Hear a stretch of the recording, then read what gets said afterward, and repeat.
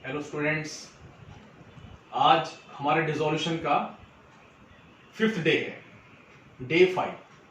और आज हम इसका लास्ट कंसेप्ट समझेंगे और एक क्लास में आपको एक क्वेश्चन कराऊंगा, उसमें मैक्सिमम पॉइंट्स कवर करवाऊंगा नेक्स्ट क्लास में। तो आज वो जो कंसेप्ट बचा हुआ है पहले हम उसको क्लियर कर लेते हैं, उसको डिस्कस कर लेते हैं। और वो कंसेप्ट है हमारा मेमोरेंडम बैलेंस शीट। अब ये मेमोरेंडम बैलेंस शीट क्या चीज है? देखो, अभी तक जितने भी क्वेश्चंस हमने डिस्कस किए हैं उन सभी में क्वेश्चन के अंदर बैलेंस शीट बना के दे रखी होती थी, है ना, और नीचे फिर इंफॉर्मेशन होती थी जिसमें वो हमारे को एसेट्स और लायबिलिटीज के बारे में बताता था कि एसेट्स इतने में बिक गई या पार्टनर लेके चला गया, लायबिलिटीज की पेमेंट हो गई। अब जो क्वेश्चन है मेमोरेंडम बैलेंस शीट का, इसमें क्या होगा, आपको क्वेश्चन के अंदर बैलेंस शीट बना के नहीं दे रखी होगी, लेकिन आपको बैलेंस शीट के आइटम्स बता दिए जाएंगे। अब आपको करना क्या है, आपको सबसे पहले जिस दिन फर्म डिसॉल्व हुई है उस दिन की आप बैलेंस शीट तैयार कर लोगे। ये क्वेश्चन उन क्वेश्चन से बहुत आसान बनता है, ठीक है ना। तो आप उस दिन की पहले बैलेंस शीट प्रिपेयर करोगे और फिर उस बैलेंस शीट में कुछ डिफरेंस आ रहा होगा, वो डिफरेंस जर्नली एसेट साइड में आता है और वो एसेट्स हमें पता नहीं होती हैं, तो वो बैलेंसिंग फिगर जो निकल के आएगी वो हम एसेट्स के नाम से डाल देंगे, सन्ड्री एसेट्स के नाम से वो बैलेंसिंग फिगर हम लोग लिख देंगे। और बाई चांस अगर लायबिलिटीज में आता है तो सन्ड्री लायबिलिटीज के नाम से लिख देंगे, लेकिन ज्यादातर एसेट साइड छोटी आएगी तो उसे हम सन्ड्री एसेट्स के नाम से लिखेंगे। और अगर क्वेश्चन वाले को कोई स्पेसिफिक चीज कैलकुलेट करवानी होगी तो वो आपको बता देगा कि क्रेडिटर्स मिसिंग है या बैंक लोन मिसिंग है, तो हम बना के उस तरीके से कैलकुलेट कर लेंगे। ठीक है, देखते हैं किस तरीके से क्वेश्चन ड्राफ्ट होता है। तो देखो क्वेश्चन में क्या है, यहां पर डेट है अप्रैल 1 2016 और अप्रैल 1 2016 को क्वेश्चन के अंदर कैपिटल गिवन है, capital of A and capital of B ₹50-40 on 1 April 2016 and firm was dissolved on 31 March 2018। आपको कैपिटल गिवन है 2016 की और फर्म डिसॉल्व हो रही है 2018 में।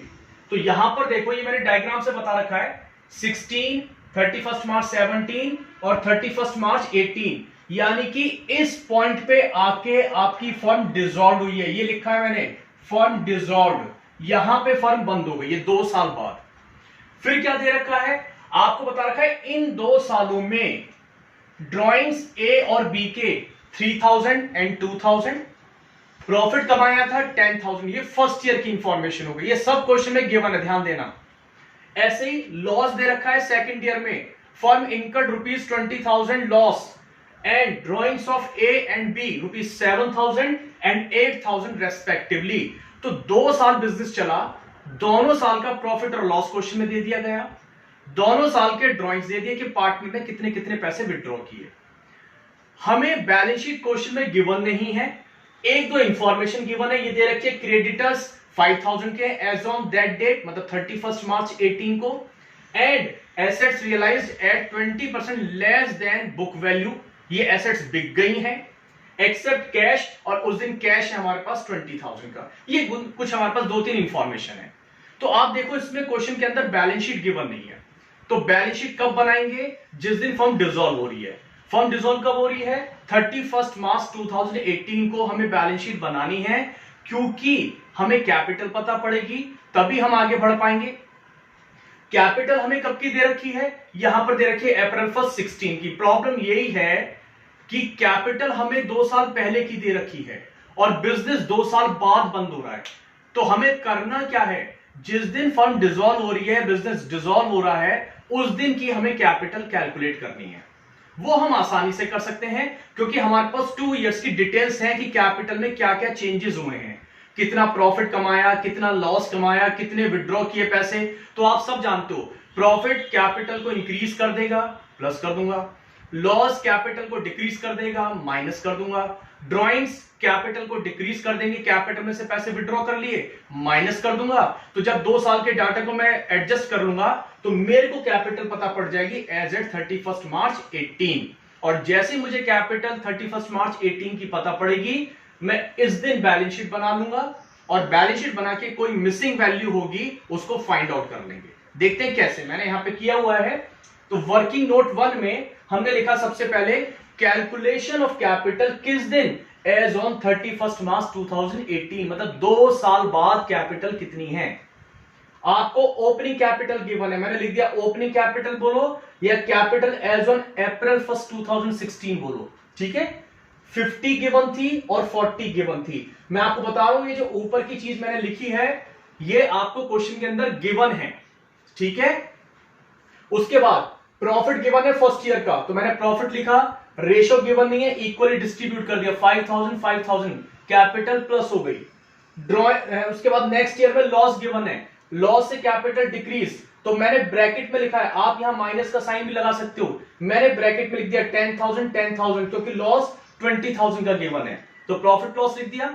फिर ड्रॉइंग्स दे रखे हैं ए और बी के दोनों साल के, तो मैंने दोनों साल के ड्रॉइंग्स प्लस करके दिखा दिए, मतलब प्लस करके माइनस कर रहा हूं। जैसे ए ने पहले साल 3,000 रुपए विड्रॉ किए थे और सेकंड ईयर में उसने 7,000 विड्रॉ किए थे, तो टोटल 10,000 विड्रॉ कर लिए इन 2 सालों में। तो यहां पर ड्रॉइंग्स 10,000 ए के आ गए। बी ने पहले साल 2,000 विड्रॉ किए थे, नेक्स्ट ईयर 8,000 विड्रॉ किए, बी के ड्रॉइंग्स भी टोटल इन 2 सालों में कितने हो गए 10,000, वो 10,000 यहां पर लिख दिया। इनको हमने प्लस माइनस किया तो कैपिटल आ गई 35 और 25। बताओ ये कैपिटल कौन सी डेट को आई, ये आई हमारी आफ्टर या at the end of second year 31 March 2018। ए की कैपिटल 35 एंड बी की कैपिटल 25,000। अब कैपिटल पता पड़ गई तो एक लॉक तो हमने खोल दिया। अब हम बैलेंस शीट आसानी से प्रिपेयर कर सकते हैं इस दिन की। तो देखो इसको हमने लिखा मेमोरेंडम बैलेंस शीट। मेमोरेंडम का मतलब होता है कोई ना कोई मिसिंग फिगर को जानने के लिए, अपनी याददाश्त के लिए हम ये बैलेंस शीट प्रिपेयर कर रहे हैं। तो मेमोरेंडम बैलेंस शीट किस दिन, एज एट 31 मार्च 2018। सबसे पहले कैपिटल लिखी 35 और 25, जो कैपिटल हमने यहां निकाली थी, तो टोटल कैपिटल आ गई 60,000 की। फिर यहां लिखा हुआ है उस दिन क्रेडिटर्स थे 5,000 के, तो हमने क्रेडिटर्स लिखे 5,000 के। फिर बोल रहे हैं एसेट्स रियलाइज्ड, एसेट्स बिक गई, ये तो रियलाइजेशन अकाउंट में आती हैं, ये तो यहां पर नहीं आएंगी। वो कह रहे हैं एसेट्स बिक गई 20% less than book value, bracket में लिखते हैं एक्सेप्ट कैश, लेकिन उसने एक हिंट दे दिया कि हमारे पास कैश कितना था उस दिन 20,000 का था, तो यहां पर हमने कैश लिखा 20,000। आप चेक करो तो हमें कैपिटल पता है, क्रेडिटर्स पता है, बस कैश पता है। अब बैलेंस शीट को अगर हम कंप्लीट करें तो यहां टोटल 65, इधर भी 65 ही आएगा। ये कैश माइनस करेंगे तो एक बैलेंसिंग फिगर मिल रही है, सन्ड्री एसेट्स नाम देंगे। एसेट्स अलग अलग नहीं पता, इसलिए सन्ड्री बोल देते हैं, यानी कई सारी एसेट्स। तो सन्ड्री एसेट्स बैलेंसिंग फिगर 45,000, यही इस बैलेंस शीट को बनाने का पर्पस था। और अगर वो हमारे को 31 मार्च 18 की कैपिटल दे देता है जिस दिन फर्म डिसॉल्व हुई है, तो हमारे को ये वाली कैपिटल कैलकुलेट नहीं करनी पड़ती, हमारा काम और आसान हो जाता, केवल फिर ये ही वाला वर्किंग नोट बनता। बच्चों एक बात और ध्यान रखना, वर्किंग नोट जो बनाओगे आप वो फेयर पार्ट के बाद बनाओगे, है ना। प्रेजेंटेशन जो होगी वो फेयर पार्ट के बाद होती है। क्वेश्चन में जो पूछा जाता है वो हम पहले दिखाते हैं, सपोर्टिंग आंसर मतलब वर्किंग नोट आपको बाद में दिखाने हैं। ये मैंने समझाने के लिए आपको पहले बना रखे हैं, लेकिन आपको स्पेस छोड़ना पड़ेगा। अगर रियलाइजेशन कैपिटल कैश अकाउंट पूछा जा रहा है उतना अंदाजा लग जाता है, स्पेस छोड़ के तब आप वर्किंग नोट बनाओगे।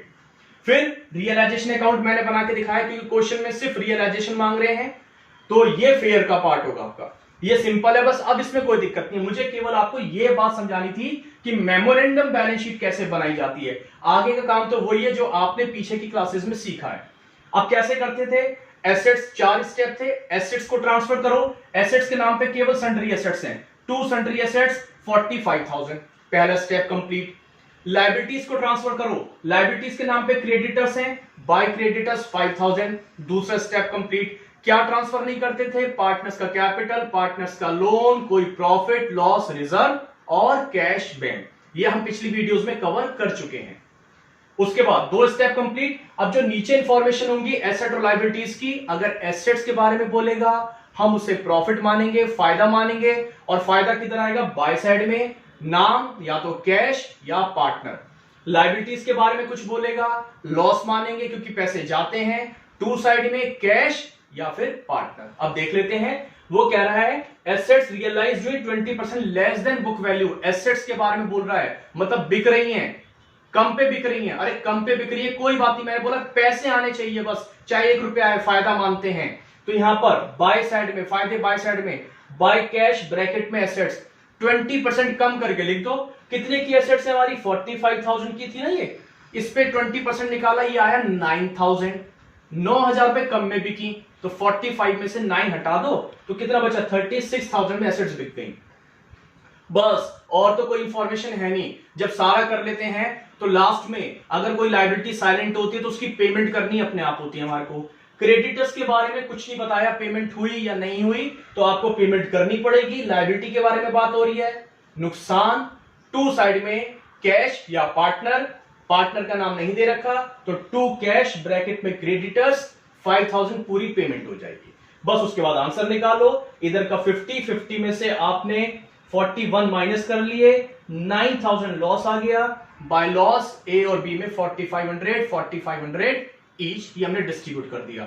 ये पार्ट पुराना है, इसमें कोई नई चीज नहीं है। नई चीज आपके लिए यह है कि मेमोरेंडम बैलेंस शीट कैसे प्रिपेयर करनी है। अगर मैं समअप करूं अपनी बात को, तो अगर आपको जिस दिन फर्म डिसॉल्व हुई है, कैपिटल गिवन है, तो आप सीधे मेमोरेंडम बैलेंस शीट बनाओ। और कैपिटल अगर आपको 1 या 2 साल पुरानी दे रखी है तो पहले आपको उसमें जो भी एडजस्टमेंट्स हैं, प्रॉफिट लॉस, ड्रॉइंग्स, रिजर्व वगैरह, वो एडजस्ट करने के बाद पहले आप कैपिटल निकालो। जनरली इसी टाइप का क्वेश्चन 12th में आएगा, अगर आता है तो इस टाइप का आता है, ठीक है ना। तो आप कैपिटल निकालो क्लोजिंग डेट पर, मतलब जिस दिन फर्म डिसॉल्व हो रही है, उसके बाद आप बैलेंस शीट प्रिपेयर करो। Memorandum balance sheet, balancing figure निकालो। जनरली सेंट्री एसेट्स होगी, कुछ और होगा तो क्वेश्चन में बता दिया जाएगा, ठीक है। तो आज बच्चों आपको बस ये चीज करनी है, ये कंसेप्ट जो मैंने बोला है ध्यान से समझना, और कोई भी डाउट होता है तो आप मुझे मेरे कमेंट बॉक्स पर लिख सकते हो, ठीक है। Thank you.